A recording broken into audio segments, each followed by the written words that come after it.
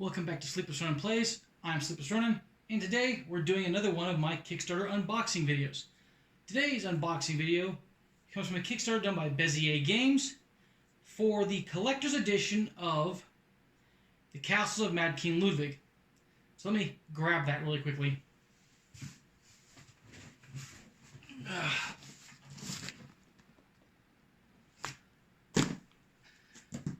Yeah, it's a nice size box. Now you can tell from the side that I did get the full thing. This is Castle of Mad King Ludwig with the Marks and Barbicans and the Royal Scale box as well, which is the really big pieces of castle stuff. Good for solo play. So let's crack right in on this. I've got my trusty purple X-Acto blade.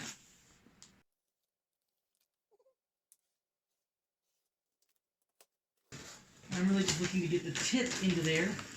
As per usual, you don't want to cut too deep into these boxes. But thankfully, on the inside of this one, we do have a protective cardboard sheet. It's good to see. We've got some protective foam. Also nice to see. And then we've got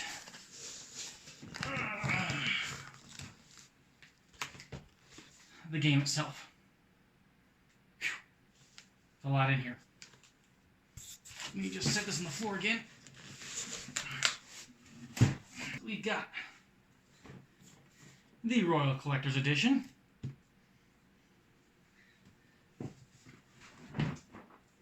As well as the Colossal Moats and Barbicans. So now, let's take a look and see what's inside these boxes. Once again, grab our trusty X-Acto knife. There's a nice little gap right here. I can just gently cut into.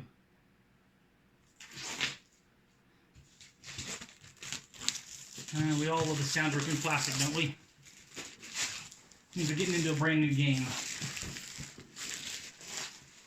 Now I'm a Castles of Mad King Ludwig fan.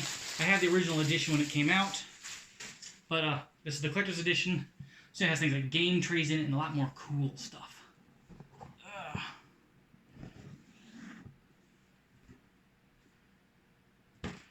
We got a little advertisement from Bezier Games. Yay! We've got our rule book. We've got some tiles, the foyers with all the different factional symbols, I guess. We got game board, which has got the nice little depressions in there. So you can see those are really cool. We've got our first player token, which is now a cool wooden castle thing. We've got some trays that are taped together.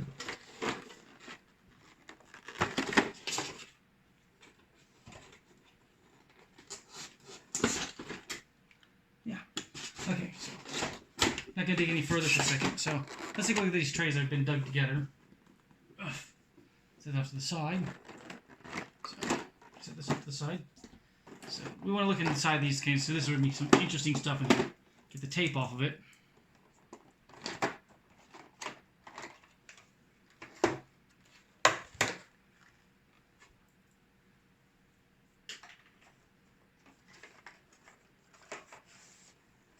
Get more tape.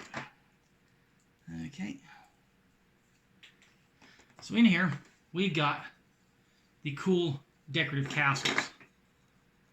They're really kind of nifty.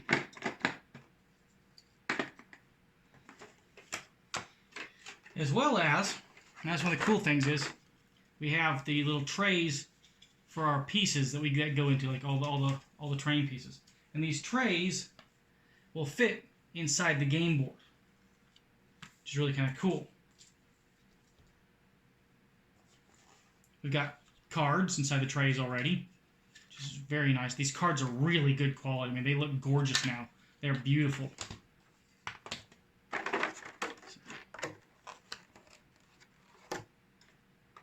like how that one fits on there. It kind of goes around the two rounded parts. That goes in there. This goes right there and holds that. I'm going to set that up to the side. So now I can dig into some... Ooh, my box is taking a little bit of damage on the corner right there. That's unfortunate. It's not terrible, but it did puncture through, but definitely took a little bit of damage in the transit. So inside of here we've got an empty game tray for all of our pieces, or for some of our pieces. They've got another game tray. This one's got swan tokens and stuff like that included with it inside of here. So those need to be organized and put in the proper places. And below that, oof, that one lid came off. This tray is very heavy. This tray is filled with thick metal coins. The swans, which are, holy crap, they're heavy as heck. They got like metal in the bottom of them. Wow, those are heavy. Then we've got the gorgeous, like poker chip, like objective tokens, which are just, holy cow. These are really nice. They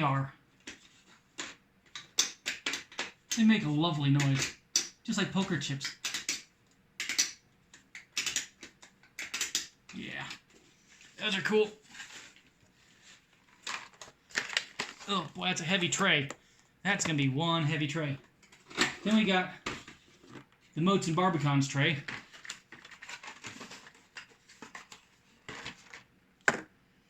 Which are pieces that look like this, which are pretty cool. Actually, this is just the Barbicons. The Moats aren't even in there yet. There's a lot of organizing I need to do in this thing. Because below all of that, we've got 1, 2, 3, 4, 5, 6, 7, 8, left a piece behind.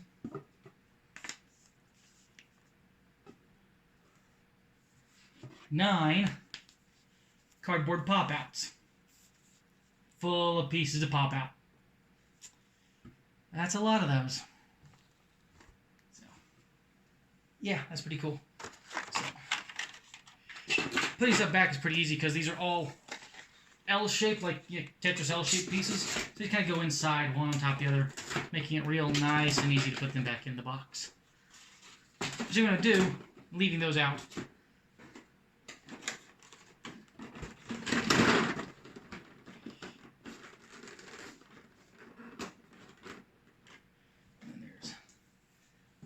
that goes on top. Now, you know what? Let's take a look at the game board itself.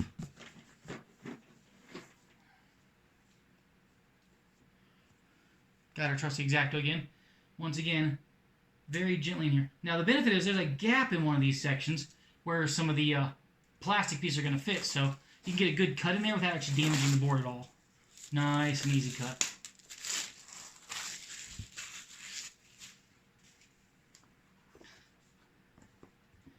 Now our board is double-sided. It's really cool.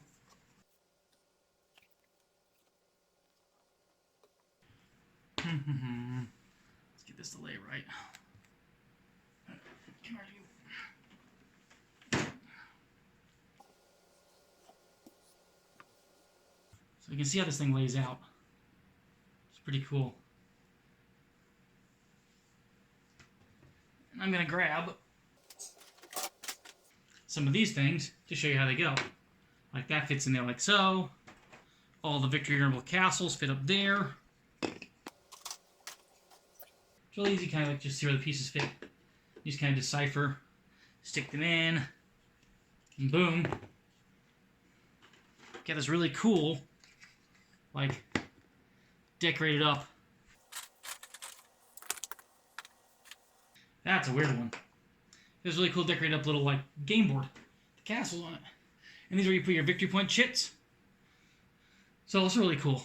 That is nice. Let's take a look at the other side really quickly. A few moments later. Got all of our castles. Things fit in.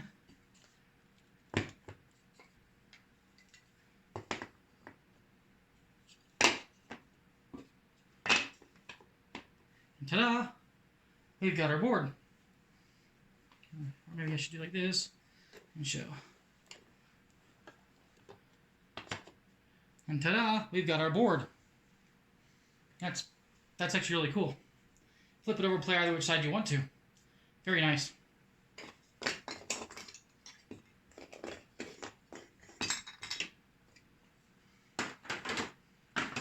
great thing about this is how fast you can clean this stuff up too.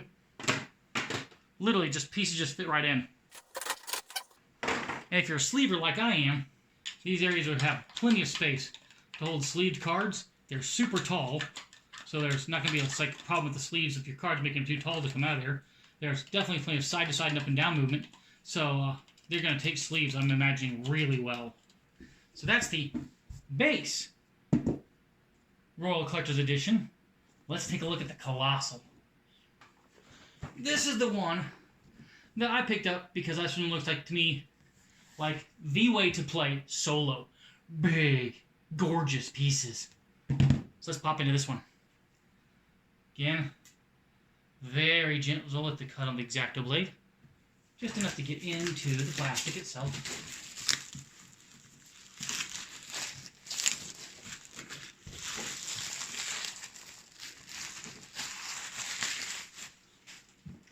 Just from a quick cursory glance, this box didn't really take any damage. It's just my main box that took a little touch of damage.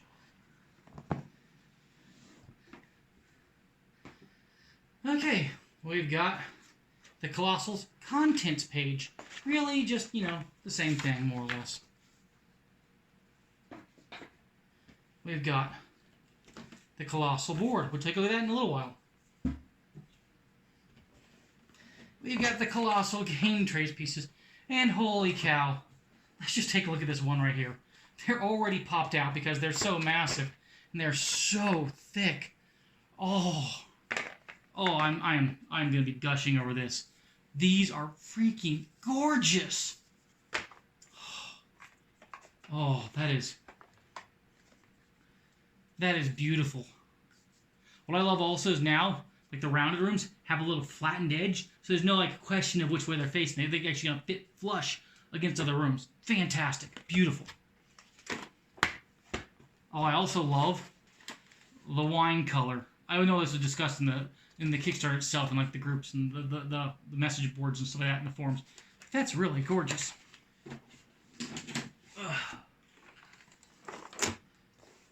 We've got an interesting thing right here. It's like the actual game storage components are used to play the game some. Yeah, inside the manual, they're actually where you store your pieces for the gameplay. That's actually really kind of cool. Huh. Neat. That's a double functionality. Make these things hold double use. Oh, man. Look at the size of these. Oh, that's... Oh. Oh, I love that. I love that little mechanic. The stairs or the hallways that connect kind of like fit over. Oh. Everything about this is so awesome. Very cool. They're all keyed. Upper little corner piece.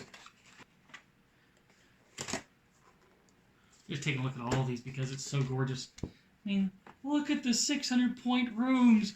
Oh, the Grand Atrium. This is fantastic. Wow.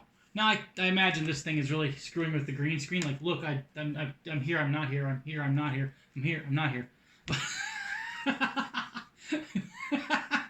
Sorry, you're probably having a time with that, aren't you? Or at least I'm having a time with that. No, these are... Oh. Man, they're so thick, too. These are absolutely fan-freaking-tastic. Wow.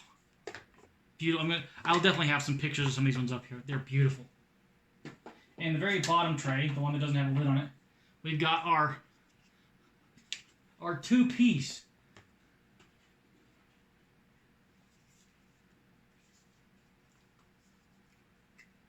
Moats and Barbicons. Yeah.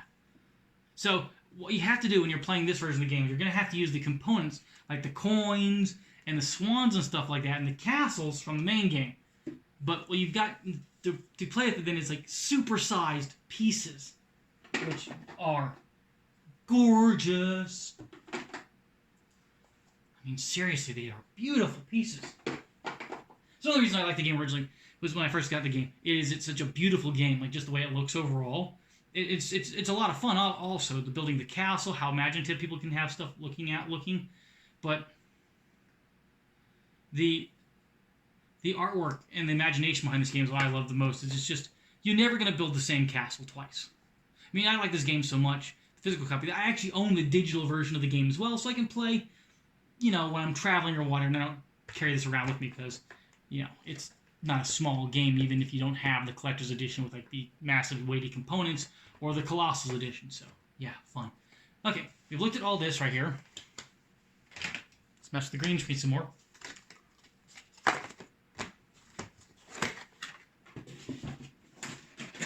The last thing to really do is take a look at the map for the Colossals.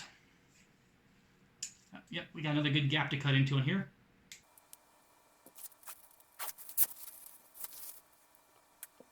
So on the back side, it's just a pretty piece of artwork.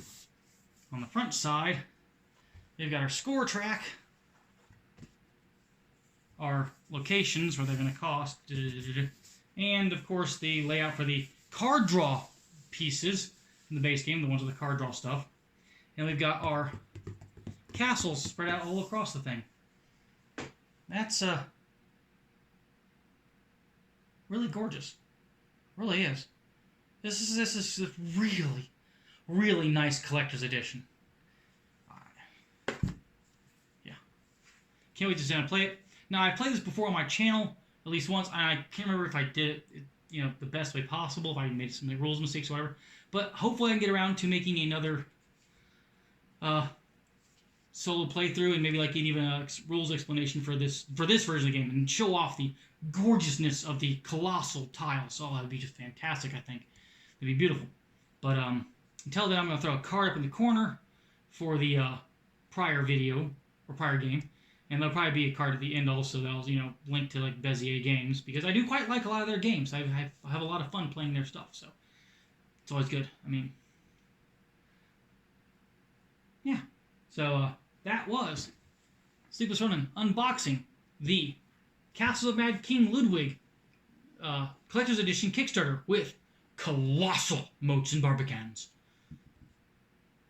Do the typical YouTube things. Like, subscribe, leave a comment below, and we'll catch you in the future. I think we've hit the end of the video. So this is SleeplessRonin saying, we'll catch you next time. Sayonara.